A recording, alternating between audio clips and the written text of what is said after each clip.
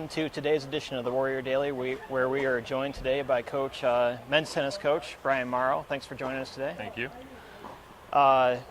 We're here in the spring season, men's tennis season. We just kicked it off last week. You guys had a match against Toledo. Just give me your early impressions of your team. I'm excited about this team. The guys look really good. Toledo took it to us. They were a little more prepared than we were. They're a good team.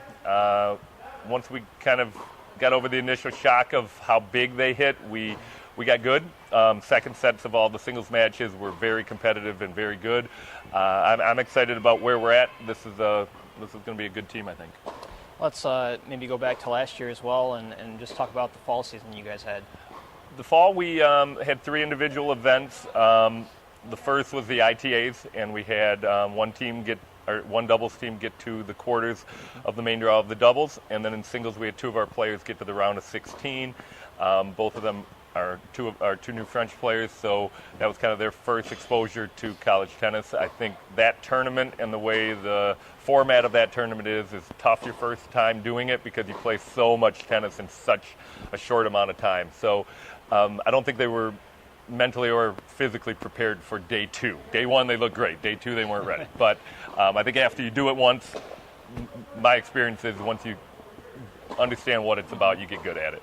And so my expectation is they'll be better than that next year, and maybe one of them can make a run to the semis, or maybe, who knows, maybe we can even pull out a win in it one of these years.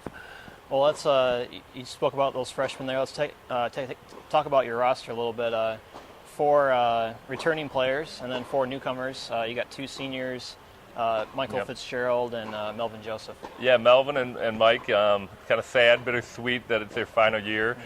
They've both been great leaders on this team and wonderful players for their careers. They're hungry.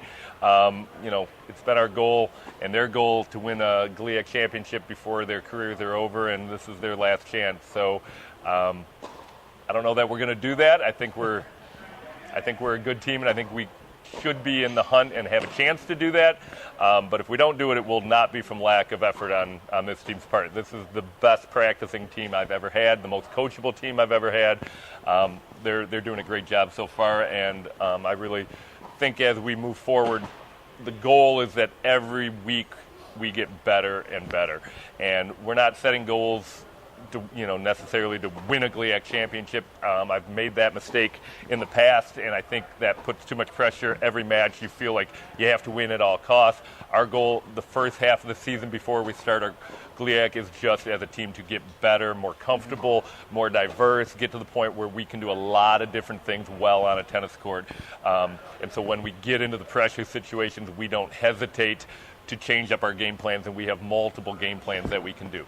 So our goal is really to get to be the most diverse team we can. We have some goals within the team as far as what we're trying to do right now, both on our serve and our return. We're trying to become a much better team off of our serves and returns right now.